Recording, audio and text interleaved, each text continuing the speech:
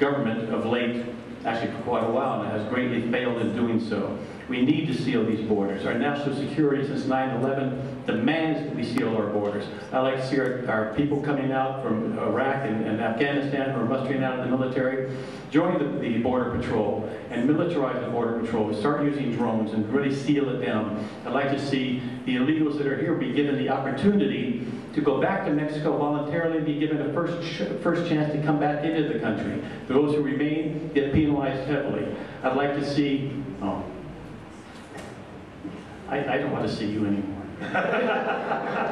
Now remember, at 6:20 or thereabouts, when I get finished my questions, there will be some questions from the audience. So start thinking of questions and only questions. The federal government has a program called No Child Left Behind. We have the Department of Education. The feds spend tens of billions of dollars of national money to determine how the children on the Central Coast should be educated. What do you think is the proper role of the federal government in local education? Oh, okay. Well, the Department of Education pulls in $70 billion a year in our budget. That'd be a great savings right there if we eliminated them. So far, they've done nothing but screw up education in this country. Yeah, everywhere they've meddled in, they've messed up our educational process. We look at what's being taught. You want to know why SAT scores are plummeted over the past 25, 30 years? It's because they don't ask you questions about sex education on an SAT exam. If you teach people history and math and physics and science and literature instead of sex education and social engineering, then our kids might be a little bit brighter. We need to get the government out of our education. Back in the old days, when you had the one-room schoolhouse and the school marm was brought in, she'd teach 6 grades at a time, all in one room.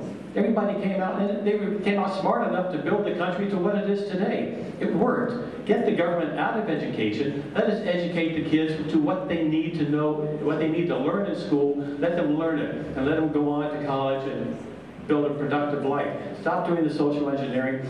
What's the new bill about something like 2 years old? They're going to start teaching transgender education to second graders or something. I mean, this is crazy. They don't even know what sex they are in the second grade. We need to get education back in control of the local people, of the states and local communities, and start educating our kids the way they need to be educated. Chris is right. I'm an originalist. So you look at the Constitution, I don't see anywhere in there where the federal government has a role for education. They assumed it for themselves in the 70s, I believe.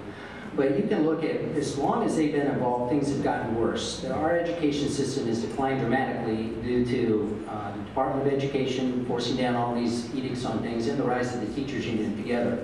But I don't see where it makes any sense for them to take $1 from us here in Santa Barbara or anywhere else, take it back to Washington and send back 50 cents and tell us what to do with it.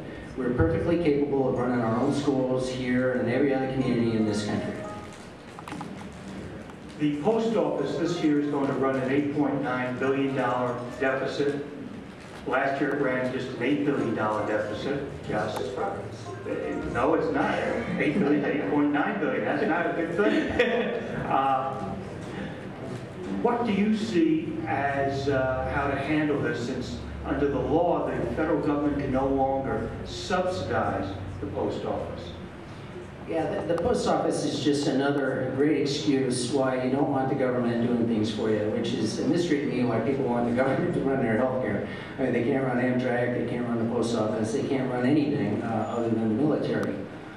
So the post office, in my opinion, in the Constitution, that is one of the very few duties that the federal government is assigned to run a post office.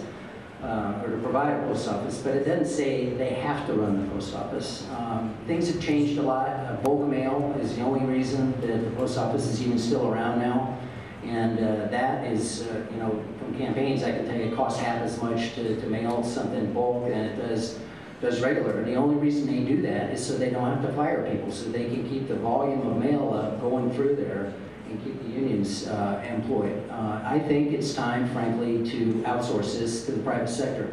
There's absolutely no reason why FedEx or UPS or DHL or any of these guys shouldn't be able to bid on providing, you know, daily mail service and this sort of thing, and put it out for bid and let it be privatized, because this absolutely is not working. It's just Amtrak on steroids. Well, I've always marveled at the post office. I mean, you have somebody come to your door for like 40 cents, was it 44 cents now, pick up a letter, take it all the way across the country and deliver it at somebody else's door. And that's pretty remarkable. So they have done a phenomenal service. They've been undercut now by the internet and the iPads and all these different things that people now, nobody, unless you're getting a bill or bulk mail, you know, dear neighbor, you don't get mail anymore unless it's a wedding or a Christmas card. So the post office is basically becoming a dinosaur. I think maybe there's some service work to do, but to taper it down or maybe eliminate it and turn it over to the private sector is the way to go. One of the greatest organizations, I'm trying to keep it clean here, if you want to become a teacher or work for the post office, you have to pay a bribe. You cannot work for those organizations unless you join a union. Don't pay the dues, you lose your job. How would you handle the unions on a federal level? Do you see this as an opportunity to say that the free market and free workers are better than having people having to join an organization to work? Well, I served on a union board, Screen Actors Guild, 74,000 plus member national union for 6 years. I was the #2 person in that union for 2 years running that union. In 1988, when it was looking like we were going to go on a national strike, I was the national strike captain. I organized the national strike for the Screen Actors Guild in 1988. Fortunately, we did not have to go on strike. But having seen a union from the inside, and I can, you know, give you an hour talk on some of the things that happen there, which are appalling the way a union works. They care about their power and their liberalism. They don't care about the people who are in the union, the members. That's not really what they're about.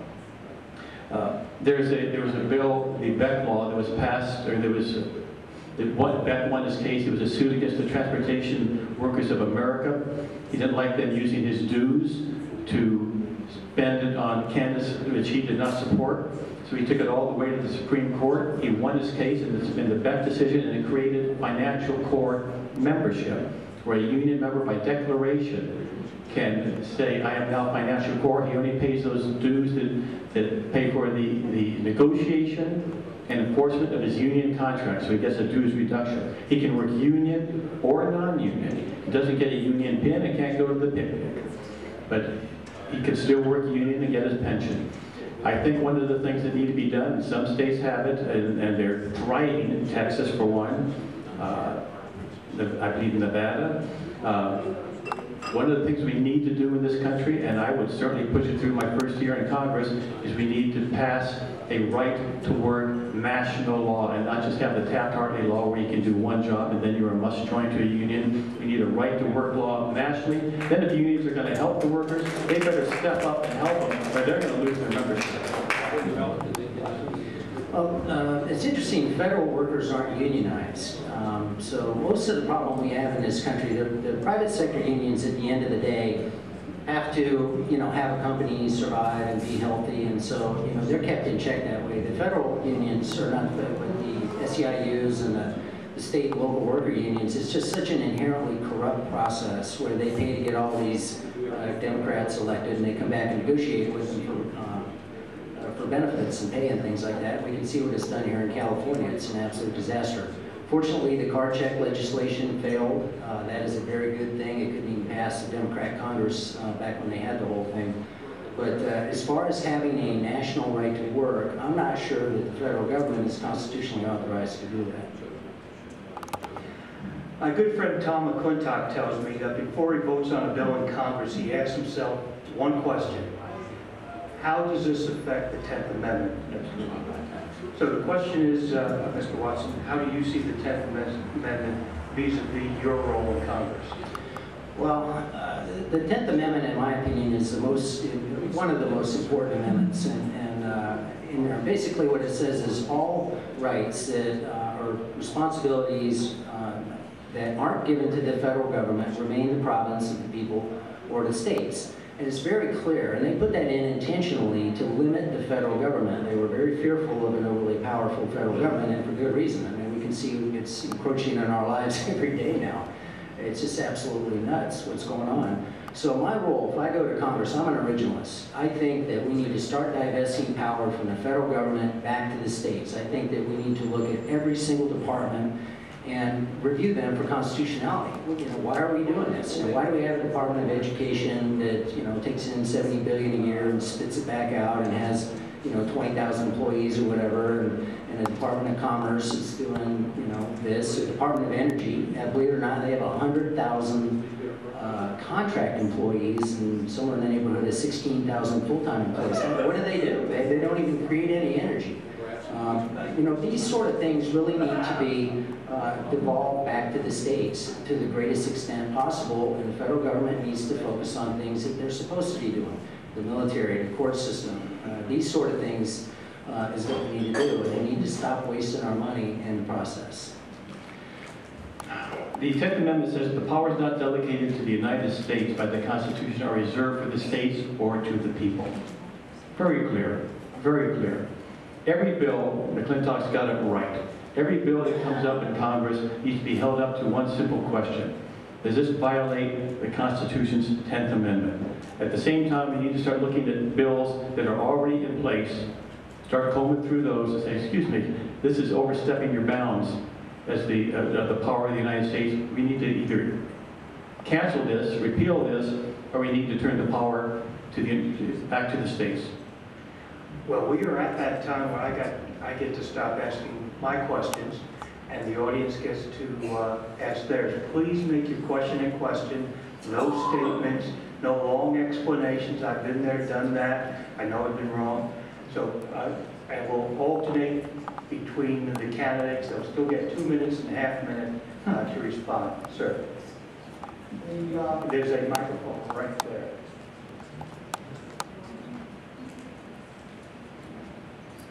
Article 1, Section 8 of the Constitution lists the enumerated powers. And the reason we have a 10th Amendment is because the will cross up West determined the federal government doesn't be on your box. Where's better? Sorry. Okay. Article 1, Section 8 of the Constitution lists the enumerated powers. And the reason we have the 10th Amendment is because some of those people that put together the Constitution were afraid. Some people would say, well, there could be more than that. And so the 10th Amendment locks that in. Healthcare and Social Security are not among the enumerated powers. Sir, your question? The question is, they are both unconstitutional, but most of the country is now addicted to it, most of the older people in the country. So how do you get rid of those? That's the question. Well, that is a conundrum. One of the Republican candidates for president said it was Perry, wasn't it? Said that the Social Security was unconstitutional, and he took heavy, heavy flack for it. Well, Ponzi scheme, yes, that's it. That's it. Well, yeah, the question is, how do you undo something when 40, 50, 60 years people have been not only enjoying it, but, you know, I'm in my 60s, I retired. I get a Social Security check. I spent all my life paying into it. You're going to suddenly tell me it's unconstitutional and all the money I gave the government I don't get back now when I was promised that I would? So I think, despite the constitutionality of these, I mean, these are issues that should have been brought up to the Supreme Court at the time. You know, maybe every bill needs to be tested to the Constitution before it is passed. Maybe that'd be a way of at least stopping it in the future. But to undo it, I just really don't see that happening. Unfortunately, it did go to the Supreme Court, and this is back when Roosevelt packed the court during the Depression. And Unfortunately, they ruled that it was constitutional